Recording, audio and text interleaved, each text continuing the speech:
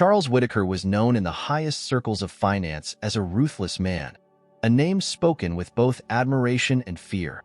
He had carved his empire with unwavering precision, driven by a hunger for success that knew no limits. But beneath his cold, calculated demeanor lay an almost impenetrable wall, one built to guard a grief he could neither abandon nor confront. Years ago, Charles had suffered the kind of loss that turns even the strongest souls brittle. His only daughter, a spirited, intelligent young woman who had once been his pride and hope, had disappeared without a trace. No ransom notes, no desperate calls, only an eerie, hollow silence that drove him to the brink of despair. For years, he poured his energy into a private investigation, hiring the best in the field and exhausting every avenue to locate her. The search had left him with more dead ends than answers, and each one felt like a fresh wound, a reminder of a world he could not control or conquer. Over time, that consuming hope transformed into a smothering guilt, a whisper of doubt that he had done something to push her away. In his world, such vulnerability was a weakness he could not afford. So Charles buried it deeply. Friends turned into mere acquaintances, and love was a luxury he banished from his life. He became a solitary figure in his towering glass office, where every decision he made seemed both brilliant and detached, as if the outcomes affected no one, including himself. His life became a series of numbers and acquisitions, each success hollow, each victory leaving him a little emptier. But he convinced himself that was all there was. What else could matter in a world that had taken his daughter from him? But destiny has a strange way of pulling at old scars. Charles tightened his coat against the biting wind and cursed under his breath. The car's engine had sputtered to a stop in the middle of nowhere, forcing him to pull off the road and wait for assistance that was, apparently, hours away.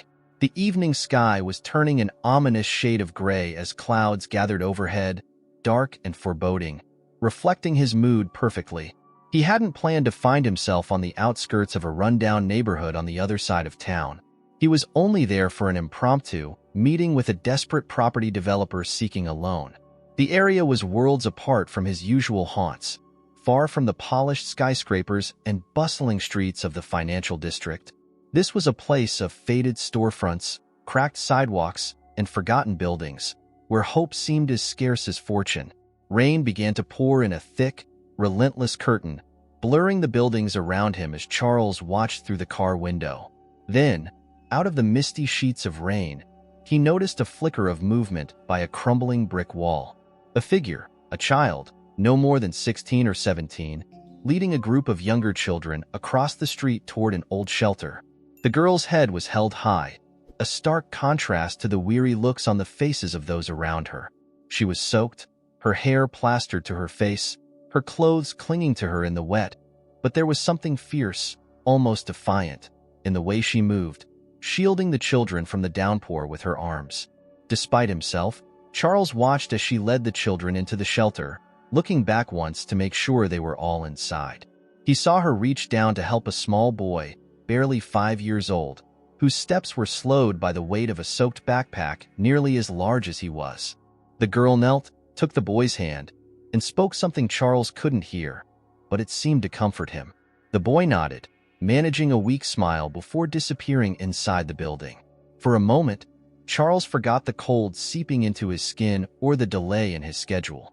He was transfixed by the sight, by something in the girl's eyes that he hadn't seen in years, something so raw and driven it made him feel as if she could pierce right through his own guarded facade. The rain showed no sign of stopping, and when a loud clap of thunder made the ground tremble, Charles instinctively got out of the car, abandoning the comfort of its broken heater. He walked slowly toward the building where the girl and the children had vanished. By the time he reached the cracked steps of the shelter, he was drenched. Yet, his curiosity pushed him forward. The dim, flickering light inside illuminated an interior that was barely holding together. The walls were worn and covered in peeling paint. A faint smell of mildew lingered in the air. As he stood there, feeling completely out of place, he noticed her again. The girl was checking on the children, handing each of them a small piece of bread and murmuring soft words of encouragement. Charles watched as she approached the last child, a small girl with wide, frightened eyes. "Here you go, darling," the girl said, crouching down and offering her the last piece of bread. "We'll have more tomorrow, I promise." The child nodded and hugged her tightly, burying her face in the girl's shoulder. With a reassuring smile, the girl brushed a lock of wet hair from the child's face, murmuring words of comfort Charles couldn't hear. Unaware of his presence, she straightened up and turned, her gaze landing on him. For a brief second, she froze, studying him with cautious eyes. Charles cleared his throat, feeling an unfamiliar wave of awkwardness wash over him. "My car broke down," he said, the words tumbling out more curtly than he intended. "I saw you out there." In the rain, the girl nodded slowly, her expression unreadable as she sized him up. "I'm Emma," she said finally, her voice steady despite the uncertainty in her eyes. Charles nodded, catching himself staring. There was a gravity to her gaze that was startlingly mature, as if she had already seen and endured more than most adults. "Do you run this place?" he asked, glancing around at the cracked walls and empty shelves. A hint of a smile tugged at Emma's mouth, though it didn't quite reach her eyes. "Somebody has to," she replied quietly. Her voice was calm, but there was a bitterness there that Charles recognized, one that came from shouldering a burden too heavy for her years. "I do what I can," she added, shrugging as if she were merely stating a fact. "These kids, they need someone." A silence hung between them, punctuated by the distant roll of thunder. Charles felt a strange mixture of admiration and sadness. Here was a girl, barely 16, acting as a guardian for these children with a resilience he couldn't fathom. "They're lucky to have you," he said, and he meant it. Emma's eyes softened slightly, and for a fleeting moment, she looked vulnerable. But then, as quickly as it had come, her guard went back up, and she turned her attention back to the children. "We make do," she said simply, her tone final. As Charles stood there, watching her move back among the children with a calm authority, he felt something he hadn't felt in years. A stirring of curiosity, an urge to understand. He wanted to know who she was, why she was here, and why, despite the hardships, she carried herself with such quiet determination. "Is there anything you need here?" he found himself asking, the words surprising even him. Emma paused, glancing back at him with a hint of suspicion, as if she wasn't used to people offering help. She hesitated before finally replying, "Blankets? Food? Anything helps." Charles nodded, already making a mental note. As he turned to leave, the storm finally began to ease. Behind him, he heard Emma's voice calling to the children, her words filled with a warmth and strength that lingered with him even as he walked back to his car. As the days passed, Charles found his mind drifting back to that stormy evening and the girl named Emma. Her face, marked with a quiet determination, lingered in his thoughts. Something about her had stirred a part of him that he thought had long been buried, a part that wanted to know, to understand, and to help. He didn't act on this impulse immediately, unsure of what exactly drew him in, but one afternoon, as he sat in his vast, cold office, he made a decision. It was a quick, seemingly insignificant act. Charles instructed his assistant to prepare some donations: blankets, canned food, and basic medical supplies. "Just send them to the address I've given you," he said, keeping his voice brisk and detached. But as he gave the order, he realized he wanted to deliver them himself. So, a day later, Charles found himself once more in front of the crumbling shelter, a few boxes of supplies in hand. Emma spotted him immediately. She was outside, sweeping the walkway, her sleeves rolled up, and a look of deep concentration on her face. When she noticed him, her gaze shifted, cautious but curious. She put the broom aside and walked over to him. "You didn't have to come back," she said, her voice carrying a faint trace of surprise, though she kept her expression neutral. Charles shrugged, trying to brush off the growing sense of unease he felt under her piercing stare. "I just thought it might be useful," he replied, gesturing to the boxes. Emma nodded and took one of the boxes from him, her strength surprising him. "Thank you," she said quietly, her voice softer this time, though there was a flicker of reluctance, as if thanking people didn't come naturally to her. They carried the boxes inside, where a few children were clustered around a small table, playing with battered toys. Charles noticed how they glanced up, wide-eyed, at his presence. One boy with curly hair and bright, curious eyes leaned forward, eyeing the boxes eagerly. "Is there food in there?" he asked, his voice barely more than a whisper. Emma knelt down beside him, putting a reassuring hand on his shoulder. "There is," she answered, opening one of the boxes to reveal cans of beans and soup.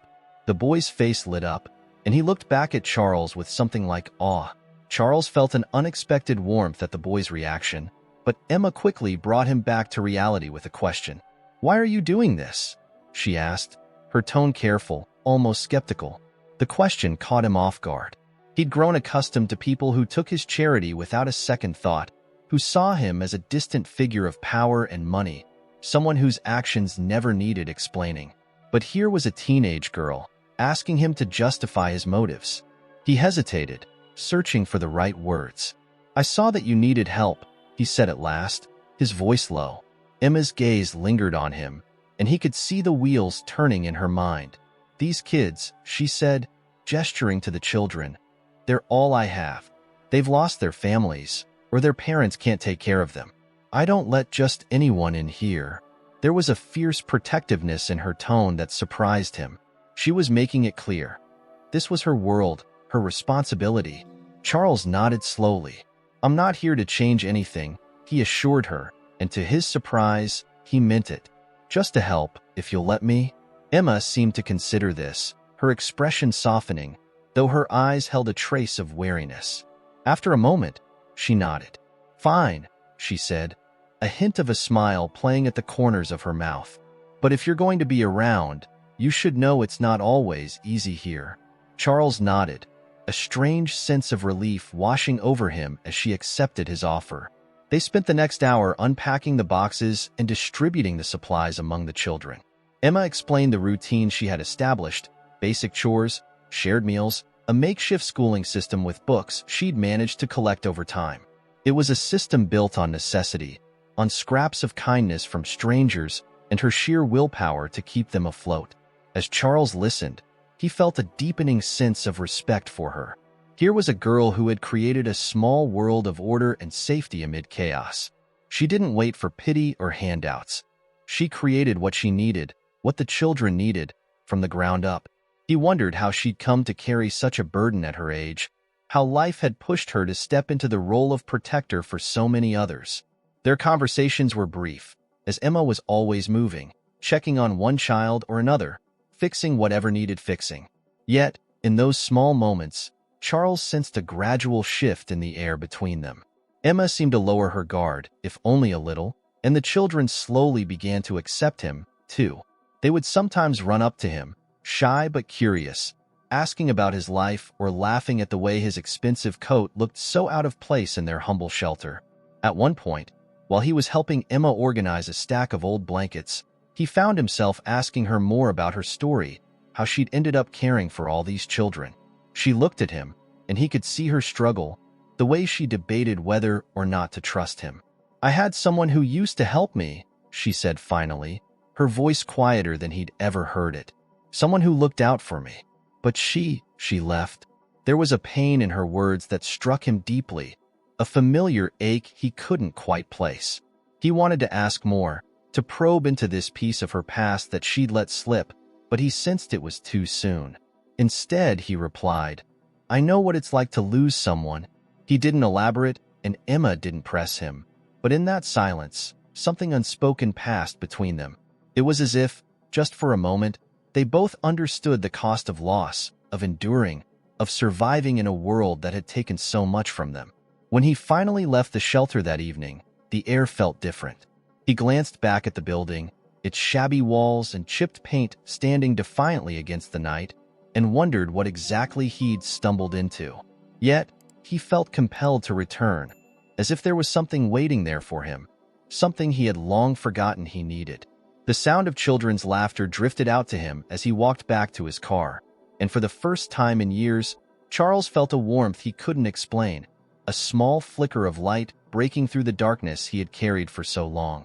Charles didn't expect his visits to the shelter to become a routine, but somehow they did. A few times each week, he found himself navigating the cracked streets, making his way back to that rundown building.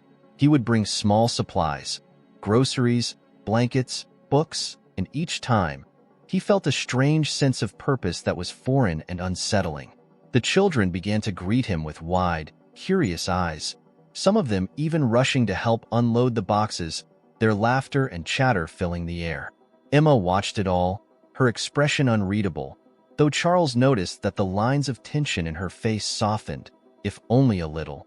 One chilly evening, after the children had eaten and were drifting to sleep on their makeshift beds, Emma finally sat down with him on the creaky, worn bench by the door. The shelter was quiet, save for the occasional sound of distant traffic and the rustling of the children shifting in their sleep. Charles glanced at her, surprised by her rare stillness. "You keep coming back," she observed, her voice low. There was no accusation in her tone, only a quiet curiosity. Charles shrugged, unsure how to explain. "I guess I wanted to make sure you all had what you needed," he replied. It sounded weak even to his own ears, but it was all he had. Emma studied him, her gaze piercing and unrelenting. "You're not like the others who come and go, you know," she said. "They feel bad for a night, drop something off, and then disappear." The words stung, and Charles was startled to realize that he cared. He wanted her to know he was different, even if he didn't understand why. "I'm not here out of pity, Emma," he replied firmly. "I know what it's like to lose people, to lose purpose." For a moment, she looked as if she might ask him more, might dig into whatever loss lay behind his words. But then she seemed to think better of it and shifted her gaze to the floor. "When I was younger," she said quietly, almost as if speaking to herself, "I dreamed of a big, happy family. But that's not how things turned out." Charles felt a pang at her words. He wondered how many dreams she'd had to bury, how many moments of grief she'd hidden to keep going for the children she now protected. "I used to think that too," he said softly, surprising even himself. "But life has a way of making its own plans." Emma's expression softened, and for a moment, he saw a glimpse of the girl she might have been if life had been kinder, if she hadn't had to grow up so fast. "Maybe you're right," she murmured, almost to herself. Then she straightened, her face hardening again as she regained her composure. "The kids are what matter now." There was a silence between them, filled with the unspoken burdens they both carried. Charles was about to rise, to excuse himself, when she suddenly reached into her pocket and pulled out a small notebook, the cover faded and worn. She handed it to him, her hand lingering on the book for a second longer than necessary. "What's this?" he asked, surprised. "It's just lists," she said, almost embarrassed. "Of things the kids need, things we can't afford." She paused, looking away. "I didn't know if you'd really want to help that much, but if you do." Charles opened the notebook carefully, flipping through its pages. The lists were meticulous, each item written in her small, neat handwriting. Winter coats, soap, new shoes for Tyler, a boy he remembered with a perpetual cough. He glanced at Emma, seeing the vulnerability she tried so hard to hide. This list was a testament to her commitment, to the unyielding sense of responsibility she felt for each child. And, somehow, it was also a gesture of trust, an admission that she was willing to let him into her world, if only a little. "Consider it done," he said, closing the notebook and slipping it into his coat pocket. He felt an odd sense of duty, an urgency to fulfill each item on that list. Emma didn't say thank you, but he could see the gratitude in her eyes, a quiet relief that perhaps, just this once, she didn't have to bear the weight alone. She gave him a small, almost shy nod, then stood up, brushing off her jeans as if ready to resume her duties.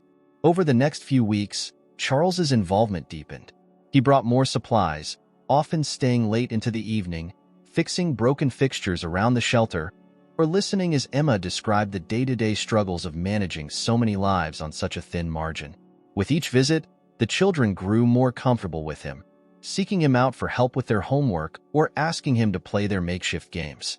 Little by little, he felt his once guarded heart beginning to thaw in their presence. One night, as he and Emma cleaned up after dinner, Charles found himself asking, "Why don't you try to find more permanent help? There are agencies, places that could take some of the burden off your shoulders." Emma's face tightened. "I've tried that before. Most of those places aren't interested in kids like these. They want easy cases, kids with a chance at success, not children who've seen too much or have too many scars." Her tone was bitter, and Charles could see the anger simmering beneath her calm exterior. "But isn't there anyone?" he pressed gently, watching her carefully. She shook her head, wiping her hands on a worn dish towel. "No one that would care about them like I do. These kids deserve to feel safe, to feel like they matter, even if it's just in this little corner of the world. I'd rather give them that than hand them over to a system that doesn't care." Charles felt a rush of respect for her, mingled with an odd sense of guilt. He had spent so much of his life in pursuit of power and wealth, and yet here was a girl who, with nothing but her grit and resilience, was creating something meaningful, something real. "You're remarkable, Emma," he said softly. She glanced at him, and for a moment, he thought she might deflect or brush off his compliment. But instead, she simply nodded, her eyes holding his with a look of mutual understanding. "You're helping more than you know," she replied quietly. They didn't need to say more. The more time Charles spent at the shelter, the more questions began to linger in the back of his mind. Questions about Emma, about her past, and especially about the life she'd left behind. She was young, much too young to be the sole guardian for so many children, and though she held herself with a fierce maturity, there were moments when he saw the vulnerability beneath her strength. She was hiding something. He felt it in the way she would catch herself mid-sentence, or how she would change the subject if he ever asked anything personal. One afternoon, after dropping off another round of supplies, Charles made a decision. He would learn more about Emma's story, not out of mere curiosity, but because he felt he owed it to her, and maybe even to himself. He wasn't entirely sure why it mattered to him, but he needed to understand what had led her here. He began by visiting the city archives, a place he hadn't been to in years. Rows of neatly ordered shelves greeted him, each lined with records, newspapers, and files from decades past. The quiet was a stark contrast to the shelter's lively chaos, but Charles felt strangely focused as he searched through old records. He knew only her first name and that she had no immediate family, so he combed through local foster care files, missing persons reports, and social services records, looking for any trace of a girl named Emma. It took several days, each hour leaving him more frustrated and doubtful, until finally, he found a mention of her in an old child welfare report. The brief document painted a haunting picture. She had been taken into the foster system years earlier after her mother had vanished, leaving behind nothing but a few belongings and a young daughter. The report had noted her mother's name, Rachel Whitaker. Charles stared at the name, feeling a cold wave of shock wash over him. Rachel Whitaker, his daughter. He read the line over and over, unable to comprehend the weight of what he was seeing. This girl, this Emma, was his granddaughter. The realization hit him like a physical blow, and for a moment, he could barely breathe. All these years, he had believed his daughter had simply disappeared, that she was gone forever. But here was proof that she had a child, that she had left a part of herself behind. He left the archives in a daze, his thoughts spiraling. Charles had spent so long burying his grief, his regret, that he barely knew how to process this revelation. The next few days passed in a blur. He continued his daily life as if nothing had changed, but inwardly he was consumed by a storm of emotions. The pain of having lost Rachel, the guilt of having failed her, and now the burning need to protect this girl, his granddaughter, who had spent years fending for herself. Determined to know more, he continued his search, tracing Rachel's last years with painstaking attention. Slowly, he pieced together a narrative from old neighbors and public records, learning that Rachel had struggled, moving from place to place, barely scraping by as she raised Emma on her own. Every detail was a reminder of how far his daughter had fallen, and how little he had done to prevent it. The final pieces of the puzzle fell into place when he managed to locate one of Rachel's former neighbors. She was an elderly woman who remembered Rachel and Emma as if they'd only left yesterday.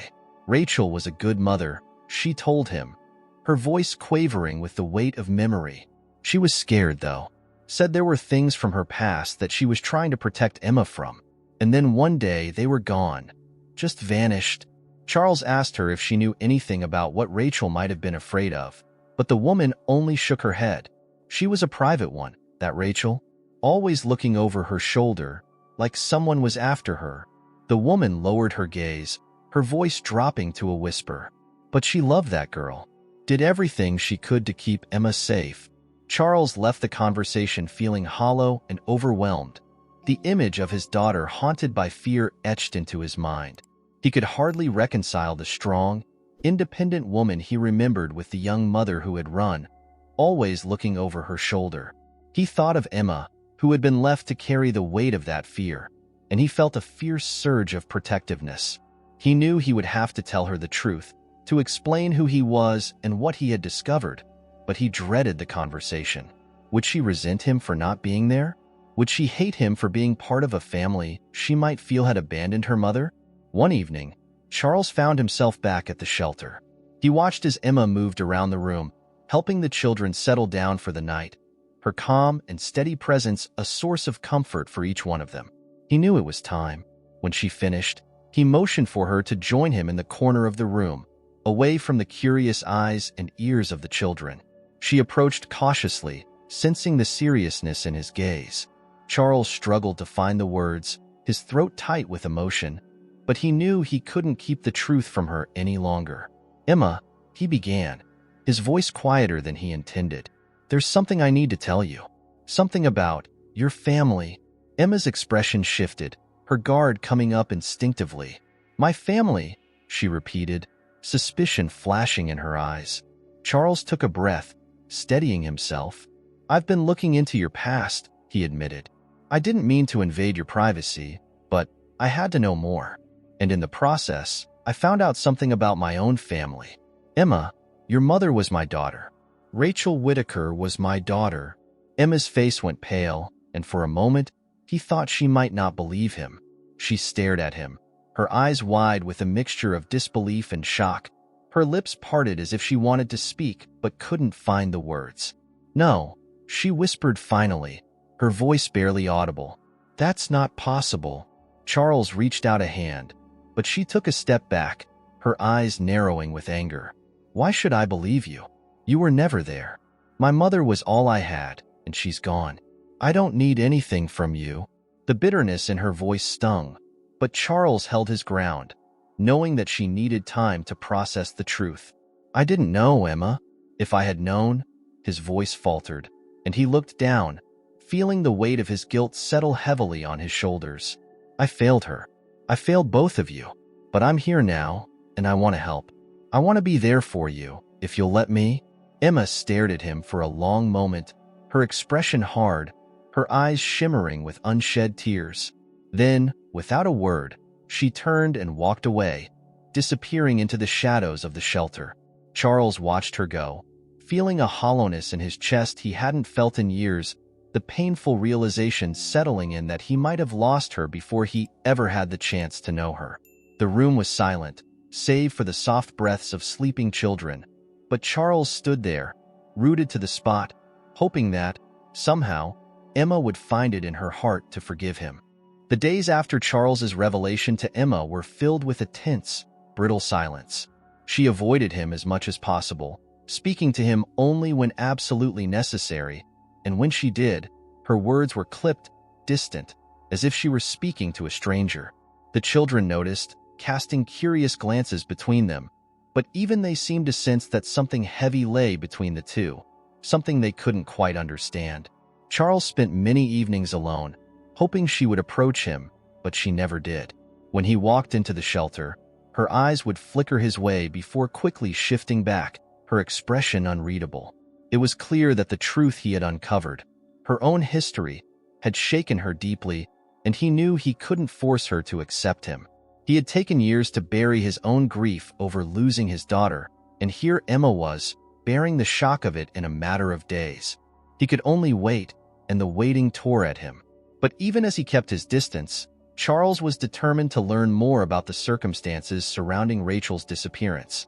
In the quiet of his office late at night, he pored over every file he could find, contacted old friends with connections, and pieced together a fragmented story of his daughter's final years. The details that emerged painted a grim picture. There had been whispers, faint trails of Rachel's desperate attempts to escape from something. A threat, perhaps, that she had taken great pains to hide from everyone, even him. One cold, bleak morning, Charles returned to the shelter. It was a dark, rainy day, the kind that mirrored his mood perfectly. He hadn't slept well, and he could feel the fatigue in every muscle. As he entered the building, he noticed Emma sitting alone by one of the narrow windows, staring into the rain. The children were playing in the back, and for once, she seemed lost in her own world, unaware of his presence. Taking a breath, he walked over and sat down beside her, carefully keeping his distance, giving her space. She didn't turn to look at him, but she didn't leave either, which he took as a small victory. After a long silence, Charles spoke. "Emma, I found out more about your mother's life. Things she was going through. Things I didn't know before." He hesitated, glancing at her, hoping for some response. But her face remained unreadable, her gaze fixed out the window. "Your mother was running from something," he continued gently. "I don't know the full story, but it seems she thought she had to protect you by leaving, by hiding. She wanted to keep you safe." At that, Emma turned to him, her expression filled with a barely contained anger and pain. "And where were you? Where were you when she was scared, when she needed someone? You left her alone, just like you left me." Charles felt her words like a blow, but he forced himself to hold her gaze, to let her see the regret in his eyes. "I thought she had left by choice," he said quietly. "She cut off all contact. I tried to find her, but after years without any sign." His voice trailed off, and he looked down, the weight of his failure heavy on his heart. "I thought it was what she wanted." Emma's lips pressed into a hard line, her eyes bright with unshed tears. "You had the power to help, and you didn't." She turned away, her shoulders trembling slightly. Charles felt a surge of desperation. He wanted to explain, to tell her that he had never stopped loving his daughter, that he would have done anything if he had known she was in trouble. But he knew words wouldn't bridge the gap between them, not yet. Emma took a shaky breath, gathering herself. Then, without looking at him, she spoke. "I already knew who you were, Charles," she admitted, her voice barely above a whisper. "I found out a few years ago. My mom left me a letter with your name on it. She told me who you were, told me that you were my grandfather." Charles felt his heart pound in his chest as her words sank in. She had known all along, had carried this knowledge, this resentment, with her for years. "Why didn't you tell me?" he asked, his voice thick with emotion. Emma looked at him, and for the first time, he saw the full extent of the hurt and betrayal in her eyes. "I thought you didn't care," she said simply. "I thought you had abandoned her, and that you wouldn't care about me either. So I stayed away." Charles opened his mouth to respond, but the words caught in his throat. He wanted to tell her that nothing could be further from the truth, that he would have given everything to be there for her. But he saw in her eyes that the damage was done, that she had grown up believing she was alone. After a moment, she went on, her tone softer, more vulnerable. "I was afraid too. Afraid that if you got involved, it would bring back whatever my mom was running from. She never told me what it was, only that it was dangerous and that she'd do anything to keep me safe. She thought if she left you out of it, you'd be safe too." Charles felt a chill run through him. All his wealth, his connections, and yet he had been powerless to protect his own family. He reached out almost instinctively, but stopped himself, unsure if his gesture would be welcome. "Emma, I would never let anything happen to you," he said, his voice trembling with conviction. "I failed your mother, but I won't fail you. Whatever it takes, I'll keep you safe." Emma's expression softened slightly, but there was still a wall between them, a barrier of mistrust that only time could break. "Maybe," she said, her voice thick with the weight of years of loneliness. "But it doesn't change the fact that she's gone. She's gone, and I had to figure out everything on my own." Her words lingered in the air, raw and honest. Charles nodded slowly, understanding that he couldn't erase her pain, that no amount of promises could undo the years of hardship she'd endured. But he could try. He could be there now, for whatever she needed. A silence fell between them as they both turned to look out at the rain, each lost in their thoughts. After a moment, Charles spoke again, his voice barely above a whisper. "I know I can't change the past, Emma, but if you'll let me, I want to be a part of your life. Not as some distant benefactor, but as family." Emma didn't reply right away, but he noticed a tear slip down her cheek, which she quickly brushed away. She took a deep breath and stood up, her gaze distant but softer than before. "I need time, Charles. I've been on my own for so long. It's hard to let anyone in, even if it's you." Charles nodded, accepting her words. "Take all the time you need," he said quietly. "I'll be here whenever you're ready." Without another word, Emma walked away, leaving him alone by the window. Charles watched her go, a strange mixture of sadness and hope stirring within him. He knew he couldn't force his way into her heart, but for the first time, he felt a sliver of possibility, a chance that maybe, someday, she would let him in. As he left the shelter that night, the rain had stopped, leaving the streets damp and gleaming under the streetlights. Charles felt a deep sense of resolution. He would wait as long as it took, standing guard over the family he had rediscovered, ready to protect and support them in whatever way they needed. He couldn't undo the past, but he could be there for Emma, for all the children who looked to her as their protector. For the first time in years, he felt a purpose beyond himself, a purpose that mattered. Charles returned to the shelter each day, keeping a respectful distance from Emma but quietly making his presence known. True to her word, she took her time, though he saw small signs of thawing in her guarded demeanor. A glance held a moment longer, an occasional nod of acknowledgement, even a few unguarded smiles she gave the children in his presence. But he knew that the space between them still held secrets, unspoken fears that had yet to come to light. One evening, as Charles prepared to leave, Emma approached him, her expression tense.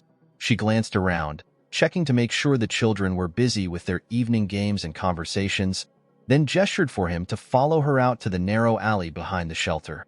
It was dark and silent, the air thick with the smell of damp pavement and the faint sounds of traffic a few streets over. She leaned against the brick wall, folding her arms as she faced him.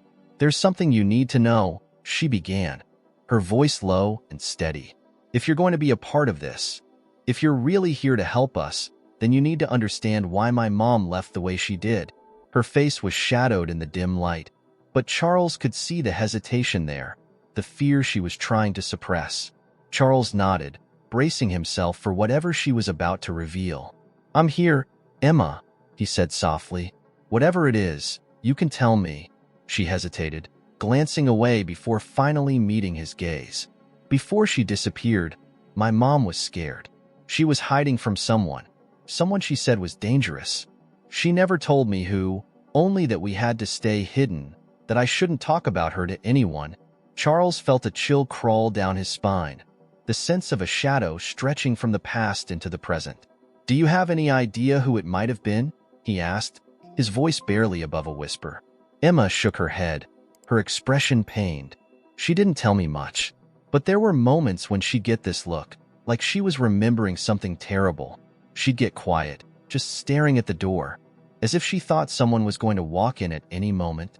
Then, one night, she told me that if anything ever happened to her, I needed to stay away from anyone who asked questions, to keep moving. And that's what I did." Charles's heart ached for her, imagining the fear she must have lived with, the burden of constantly looking over her shoulder. He took a deep breath, steadying himself before speaking. "Emma, you're not alone in this anymore. I'll make sure you're safe, no matter what. Whoever was after your mother, if they're still out there, we'll deal with it together." Emma looked at him, a flicker of gratitude in her eyes, but there was still a wariness there, as if she weren't quite ready to accept his promises. "That's why I kept my distance from you," she admitted, her voice soft but steady. "I thought if I stayed away, then whatever haunted my mother wouldn't find me. And I didn't want you caught up in it either." Charles reached out instinctively, resting a hand on her shoulder. "Emma, I lost your mother once because I didn't know the truth. I won't lose you now. If there's someone out there, if there's any threat, I'll use every resource I have to find them to keep you safe." She seemed to relax under his touch, the lines of tension in her face easing slightly. "I don't want to bring trouble to the shelter," she said quietly, glancing back toward the building. "These kids, they're all I have. They need to feel safe." Charles felt a pang of admiration for her strength, her determination to protect those she loved. "And they will," he promised. "I'll make sure of it. I don't care how far back I have to dig, or what I have to uncover. I'll find out who's responsible." They stood in silence for a moment, both of them absorbing the weight of what lay ahead. Then, after a brief pause, Emma nodded. "There's someone you might want to talk to," she said hesitantly. "One of my mom's old friends. She used to send letters here, checking in on me, even after my mom was gone. Her name's Mara, and she might know more than I do. She was always worried, always telling me to be careful, to stay under the radar." Charles nodded, his mind already racing with plans. "Where can I find her?" "She works at a diner downtown," Emma replied. "The Blue Moon Diner, just a few blocks from here. She's there most mornings. If anyone knows what my mom was running from, it's her." Charles took in the information, committing every detail to memory. He could feel the weight of responsibility settling on his shoulders, a familiar pressure that reminded him of his old days in business. But this time, it wasn't about profit or success. It was about family, about the chance to finally protect someone he had lost once already. "Thank you, Emma," he said quietly. "I'll speak to her, and I'll let you know what I find out." Emma nodded, her eyes meeting his with a mixture of hope and doubt. "Just be careful," she murmured. "I don't know how much danger there really is, but I know my mom was scared enough to disappear for good." He gave her a reassuring smile, though he felt the unease twisting in his stomach. "I will," he promised. "We'll get to the bottom of this." The next morning, Charles arrived at the Blue Moon Diner just after dawn. The place was small and unassuming, a relic from the past with vinyl seats and chrome accents, the faint scent of coffee and bacon lingering in the air. He spotted Mara immediately, a middle-aged woman with graying hair tied back in a loose bun, moving behind the counter with a practiced efficiency. When her shift slowed, Charles approached her, introducing himself and explaining, carefully, who he was. Mara's face softened at the mention of Rachel, a sadness flickering in her eyes as she wiped her hands on a dish rack. "Rachel was a good friend," she said, her voice tinged with nostalgia and sorrow. "She had her troubles, but she loved that little girl more than anything. I wish things had been different for her." Charles leaned forward, sensing she knew more than she was saying. "Emma told me her mother was hiding from someone, that she was afraid. Do you know who it was?" Mara hesitated, glancing around the diner as if the walls might have ears. Finally, she leaned closer, lowering her voice. "Rachel got mixed up with some dangerous people when she was young. It was something she didn't like to talk about, but she told me enough for me to know they weren't the kind of people you cross lightly." Charles felt his pulse quicken. "Do you know who they were?" Mara's expression darkened. "Rachel mentioned a name once. A man who controlled people like her, made sure they stayed silent. I never met him, but Rachel called him the broker. She said he was powerful, with connections everywhere, and that he'd never stop looking for her if he knew where she was." The broker. The name lingered in Charles's mind like a dark shadow. He had spent a lifetime navigating the high-stakes world of finance, but this was different. Whoever this man was, he wasn't bound by the same rules. Charles felt a chill as he realized that Rachel's fear had been real, and that this man, the broker, might still be out there, watching, waiting. "Thank you, Mara," he said, his voice filled with a quiet determination. "I'll make sure he doesn't come anywhere near Emma." Mara nodded, her expression softening. "Just be careful, Charles." Rachel was brave, but she knew when to run. Don't underestimate what this man can do. He left the diner with a renewed sense of purpose, his mind racing with possibilities. As he walked back into the chilly morning air, he thought of Emma, of Rachel, and of the years lost between them all. He had a chance to set things right, to give Emma the protection Rachel had died trying to ensure. Charles spent the next few days consumed with the information Mara had given him. The broker, Even saying the name in his mind made him feel as though he were summoning something dark, something far beyond the scope of his power and wealth. He tried to keep his concerns to himself, determined not to let Emma or the children sense his anxiety. But in truth, he was rattled. It had been years since he'd felt this way, powerless, unsure of the terrain he was stepping into. Late one night, unable to sleep, he found himself back at his office, calling in every favor he had ever stored. He sifted through old contacts, people he hadn't spoken to in years, individuals who had worked the shadowy underbelly of finance, where deals were cut behind closed doors and alliances were forged in whispers. Most of them were hesitant, some even fearful, when he mentioned the broker's name. They spoke in hushed tones, as if even acknowledging the man's existence might bring his wrath upon them. But slowly, piece by piece, a picture began to form. The broker was a man with powerful connections, a figure known to control people through influence, fear, and leverage. His business was elusive, hidden in layers of legitimate enterprises. But his specialty, Charles discovered, was silence, making sure that secrets stayed buried, that voices were never heard again. It became clear why Rachel had run, why she had tried to protect her daughter by disappearing. Charles felt a wave of guilt, realizing how little he'd known of Rachel's life, her struggles.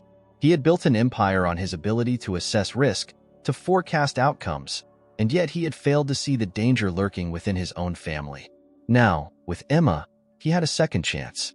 He couldn't erase the past, but he could keep her safe from this darkness that had haunted her mother. When he returned to the shelter that evening, he found Emma alone in the small kitchen, organizing a few boxes of canned goods and other donations.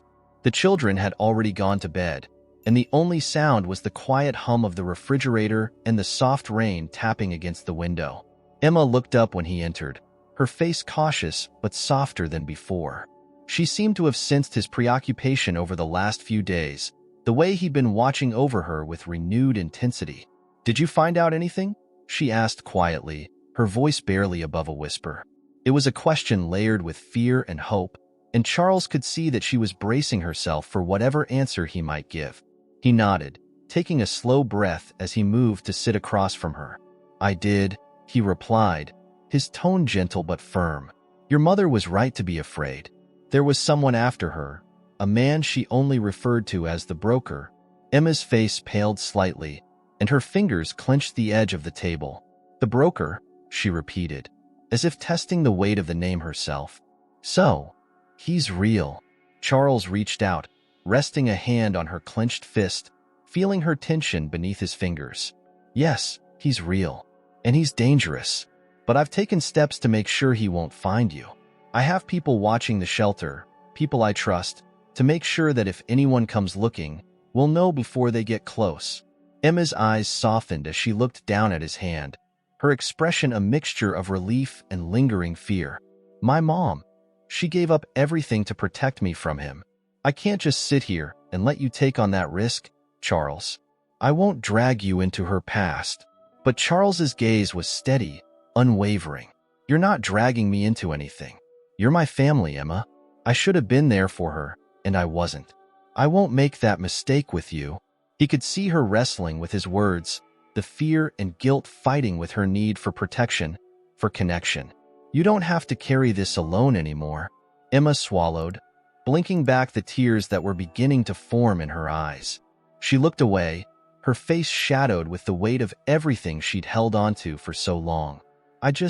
Sometimes I feel like she's still here, like she's watching me, keeping me going. It's the only thing that kept me going, thinking she'd want me to protect these kids." Charles squeezed her hand gently. "And she would be proud of you, Emma. I am proud of you. But protecting them doesn't mean you have to give up your own safety." His words lingered in the air, filling the silence between them with an unspoken promise. Emma looked up at him, her face finally softening. "I don't know how to trust anyone with this," she admitted. "I've spent so many years feeling like I had to be ready to run, ready to disappear if anything ever felt wrong. It's exhausting." Charles nodded, understanding more than she realized. "I know," he said quietly, "but you're not alone now. If you're ready, I'd like to help you find peace, to finally be able to stop running. A tear slipped down her cheek, and she quickly wiped it away, a small, vulnerable smile breaking through her guarded expression. "I don't know how to let go of all this," she murmured, her voice choked with emotion. Charles placed his hand gently on her shoulder, a comforting presence she had never known. "You don't have to let go overnight," he said softly. "Just take it one day at a time. And whenever you're ready, I'll be here." In the days that followed, Charles worked tirelessly to unravel the last of the broker's connections, to find any lingering threat that might lead back to Emma. He enlisted the help of private investigators, people with a deep understanding of the world where secrets were currency. Bit by bit, he built a fortress around her, a network of protection that she could rely on. Yet, he kept most of this hidden from Emma, aware that the knowledge might only deepen her sense of danger, of being trapped by her past. But even as he fortified her world, he knew he couldn't shield her forever from the truth. One evening, just as the sun was setting, Charles returned to the shelter, a stack of old documents and letters in hand. He found Emma waiting for him on the steps, her face thoughtful, as if she had been preparing herself for something. "I want to know everything," she said simply, her voice steady. Charles nodded, feeling the weight of what he was about to tell her settle on his shoulders. "Then let's go inside," he replied, leading her to the quietest corner of the shelter. They sat down together, and Charles handed her the letters. Some from her mother's old friends, others that hinted at the dark corners of her past, all carefully collected over the last few weeks. As she read, Charles spoke softly, filling in the gaps. He told her about Rachel's past, about her tangled connections, her struggle to escape the life she had once been pulled into. He explained the threats, the narrow escapes, and how she had tried to shield Emma from it all by hiding, by keeping their lives as small and invisible as possible. Emma listened, her face pale and her eyes wide, absorbing every word. When she finally looked up, there was a new understanding in her gaze, a sadness that came from knowing the truth, but also a strange sense of relief. She was so afraid, she whispered, her voice barely audible. "I used to think she left because she couldn't handle being with me. But it wasn't that, was it? She loved me. She loved me enough to run." Charles's voice was thick with emotion. "Yes, Emma. She loved you more than anything. And she did everything she could to keep you safe, even if it meant giving up her own freedom, her own peace." Emma took a shaky breath, her hands trembling as she held the letters. She looked at Charles, her eyes filled with a mixture of gratitude and grief. "Thank you for finding all this," she murmured, "for helping me understand her." Charles reached over, gently taking her hand. "I wanted to give you what I never had with her, an understanding of why things happened the way they did. And now, maybe you can start to heal. You deserve that." Emma nodded, the burden she'd carried alone for so long finally beginning to lift. She leaned into him, resting her head on his shoulder, and they sat together in silence, both of them bound by the love for a woman they had both lost and cherished in different ways. For the first time, Emma allowed herself to be vulnerable, to let someone else bear part of her pain. And in that quiet moment, under the fading light of the shelter, she felt a glimmer of hope, a fragile but undeniable hope that maybe, just maybe, she could find peace after all. Weeks passed, and though Emma had begun to let Charles into her life, there was still a quiet, simmering tension beneath the surface. It was as if both of them were holding their breath, waiting for something neither could name but both feared. Charles continued strengthening the security around the shelter and looking into any possible traces of the broker's influence in their lives. But Emma remained on edge, glancing over her shoulder more often, eyes lingering on unfamiliar faces that passed by the shelter. Then, one evening, Charles arrived at the shelter to find it unnervingly silent. The usual laughter and playful noise of children were absent. The air felt thick, heavy with a tension he could feel even before he walked through the doors. Inside, Emma was gathering the children in a small cluster, whispering to them with a calmness that was belied by the nervous glance she shot in his direction when he entered. "What's going on?" he asked, his voice a low murmur as he approached her. Emma glanced toward the door, as if she expected someone to burst through at any moment. "There was a man outside earlier," she said, her tone tight. I didn't recognize him, and he was watching the shelter. He left when I noticed him, but something didn't feel right. Charles felt a chill run down his spine, a stark reminder that the threats they had been bracing for might finally have arrived. He kept his voice steady, calm. What did he look like? She hesitated, biting her lip. Tall, dark coat. He had a scar on his left cheek. When he saw me looking, he just smirked, like he knew it would make me uncomfortable. Charles's jaw clenched. He could feel the familiar surge of anger and protectiveness rising within him, a fierce need to shield her and the children from whatever danger lurked outside. I'll call in some extra security, he said, and I'll stay here tonight, just in case. Emma nodded, though her expression remained guarded. He could see the anxiety in her eyes, the fear she was trying so hard to suppress. I just want them to be safe, she murmured, glancing back at the children, who were watching them with wide, worried eyes. They will be, Charles assured her, his voice steady. I won't let anything happen to you, or to them, not while I'm here. That night, the shelter was on high alert. Charles stayed close to the doors and windows, his gaze sharp and vigilant. He could feel the weight of Emma's trust on his shoulders and the responsibility of protecting this place, these children who had become his family. But even as the hours passed without incident, he couldn't shake the sense that something was coming, something that would test the fragile peace they had begun to build. The following day, Charles arranged for 2 private security guards to stay stationed near the shelter, keeping a careful watch on anyone who came near. He briefed Emma on their presence, reassuring her that they were trained professionals who would report any suspicious activity immediately. For the next few days, their presence seemed to offer a semblance of safety. The children resumed their playful routines, and Emma began to relax, though she remained cautious, always watching. But one afternoon, just as the sun was dipping behind the city's skyline, Charles received a call from one of the guards stationed outside the shelter. The voice on the other end was tense, cautious. Mr. Whitaker, we just spotted the man Miss Emma described. Scar on his cheek, dark coat. He was down the street, watching the shelter again. He slipped away when we noticed him, but we're following him now. Charles gripped the phone tighter, his pulse quickening. Keep him in your sights, he instructed, his voice steady but firm. Find out where he goes, and don't let him out of your sight.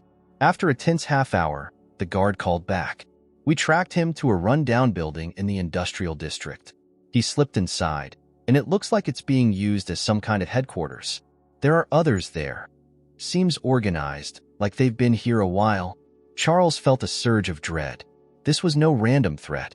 Whoever these people were, they had been watching, planning, waiting. He could feel the gravity of the situation settling heavily on his shoulders. They were up against something far bigger than he'd anticipated. He went to the shelter that evening, finding Emma in the main room, helping one of the younger children with a math problem. She looked up as he entered, her expression shifting from curiosity to concern as she read the tension in his face. "What is it?"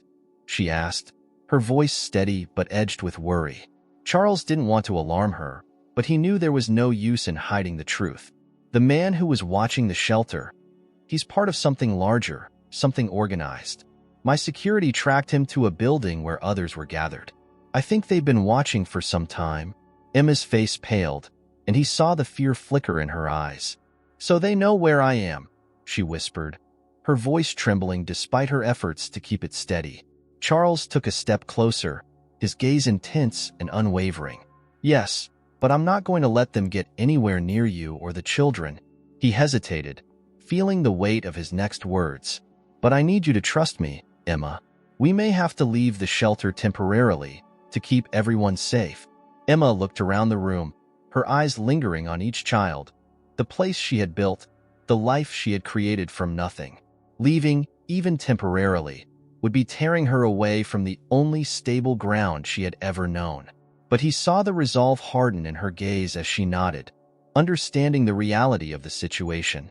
Whatever it takes, she replied, her voice barely above a whisper. As long as they're safe. That night, Charles and Emma prepared for the move, quietly gathering the children's belongings and reassuring them with soothing words and gentle smiles, pretending it was all a grand adventure. The children sensed the tension, but they trusted Emma and Charles, following their lead without question. By dawn, they had relocated to a safe house Charles had arranged on the outskirts of the city, a secluded but comfortable place where they could regroup and assess the situation without fear of prying eyes. The children settled in quickly, their resilience a testament to Emma's influence, and soon they were exploring the new space, laughing and playing as if nothing had changed. But as night fell, Charles and Emma found themselves alone, the weight of the day's events pressing down on them. They sat across from each other in the quiet of the living room, the tension between them thick, unspoken. "Do you think we'll ever be able to go back?" Emma asked, her voice small, vulnerable in a way she rarely allowed herself to be. Charles reached out, taking her hand in his grip warm and steady. "Yes," he promised. "We'll go back, but not until I know it's safe." Emma nodded, her eyes filled with a mixture of hope and sorrow. "I never thought that my mother's past would still haunt me like this." Charles tightened his grip on her hand, his gaze filled with determination. "I'll do whatever it takes to end this," he said softly. "This man, the broker, he's not untouchable, and I won't let him take anything else from you." Emma looked at him, and for a moment, the wall she had carefully built around herself seemed to crumble. "Thank you," she whispered, her voice barely audible. "For everything." They stayed like that, hand in hand, in the quiet safety of the new home. And as the hours passed, Charles's mind turned with plans, strategies, and a fierce resolve. He wasn't just fighting for Emma's safety. He was fighting to end the threat that had taken his daughter and haunted his granddaughter's life for far too long.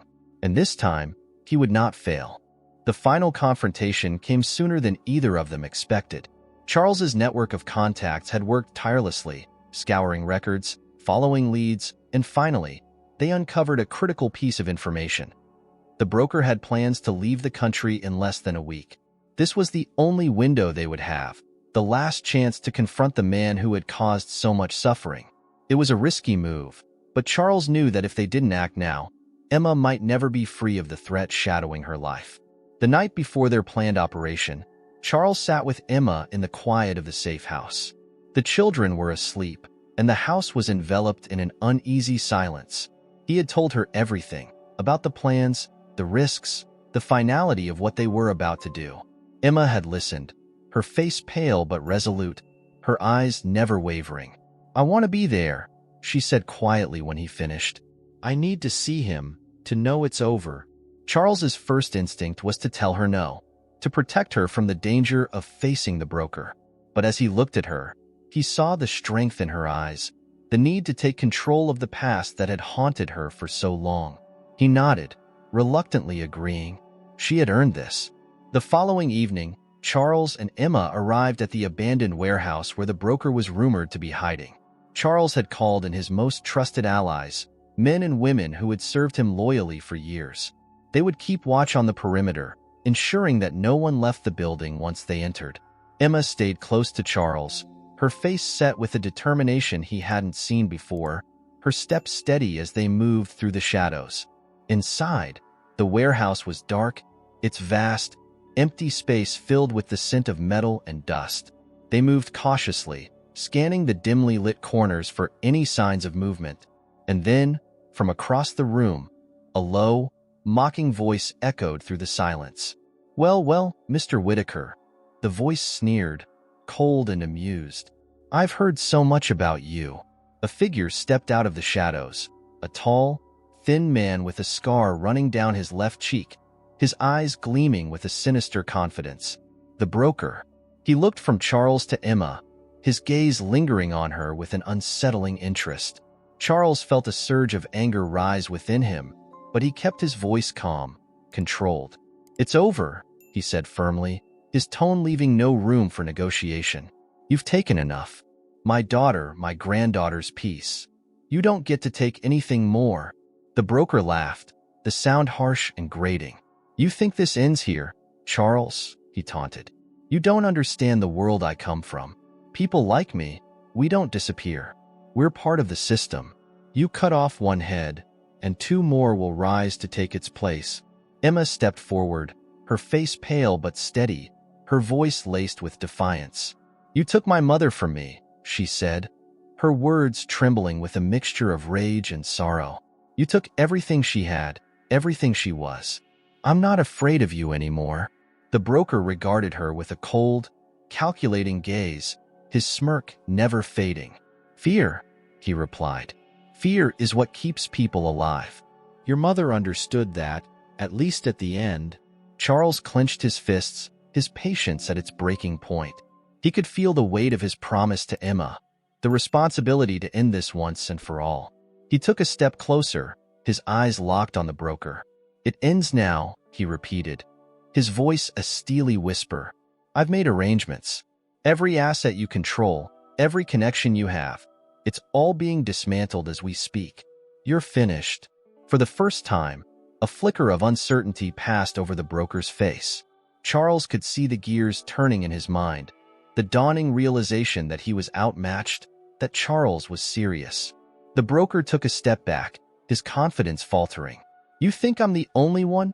he sneered, though his voice had lost some of its bravado. "There are others, people who—" But before he could finish, Charles's allies, the security detail he had arranged, moved in from the shadows, surrounding the broker. His last escape route cut off, the broker glanced around, his expression shifting from anger to resignation. Emma stood there, watching as he was restrained, her face a mixture of relief and exhaustion. The weight of years of fear and anger seemed to lift from her shoulders, and she took a deep breath, as if inhaling the freedom she'd longed for all her life. She looked at Charles, her eyes filled with a gratitude she didn't need to express with words. The broker was escorted out, his threats echoing through the empty warehouse, but they were hollow now, meaningless. Charles and Emma watched in silence as he was taken away, a final chapter closing on a nightmare that had haunted their family for too long. Outside, the night was quiet, and a light drizzle had begun to fall. They stood together, letting the rain wash over them, feeling the reality of what had just happened settle in. Emma looked up at Charles, her face softening in the dim light, a tentative smile breaking through her exhaustion. "It's over," she whispered, the words more to herself than to him. "He's really gone." Charles nodded, placing a gentle hand on her shoulder. "Yes, Emma, it's over. You're free now." They returned to the shelter that night, greeted by the joyful laughter of the children, who were blissfully unaware of the storm that had just passed. Emma moved among them, her smile brighter than it had been in years, her heart finally free of the weight she had carried for so long. In the days that followed, Charles noticed a new lightness in her, a new-found ease that seemed to breathe life into everything she did. She was no longer the girl hiding in the shadows, waiting for danger at every corner. She was free to live, to hope, to dream of a future without fear. For the first time, Charles allowed himself to imagine that future as well. Together, they began the work of rebuilding, not only the shelter, but a family. He became a steady presence in her life and in the lives of the children she cared for, a constant reminder that she was no longer alone. One evening, as they sat together watching the children play, Emma turned to him, a thoughtful look in her eyes. "Thank you, Charles," she said softly, "for everything, for not giving up on me, for giving me back a family." Charles felt his heart swell with pride and gratitude, a sense of fulfillment he hadn't felt in years. "I should be the one thanking you," he replied, his voice warm with emotion. "You gave me a second chance, a chance to make things right, to be the family I should have been all along." They sat together in a comfortable silence, watching as the sun set over the city. The weight of the past had finally lifted, leaving room for something new, something hopeful. Charles knew the scars would remain, but they no longer defined them. Together, they had faced their ghosts, and together, they would build a future filled with the promise of healing and peace.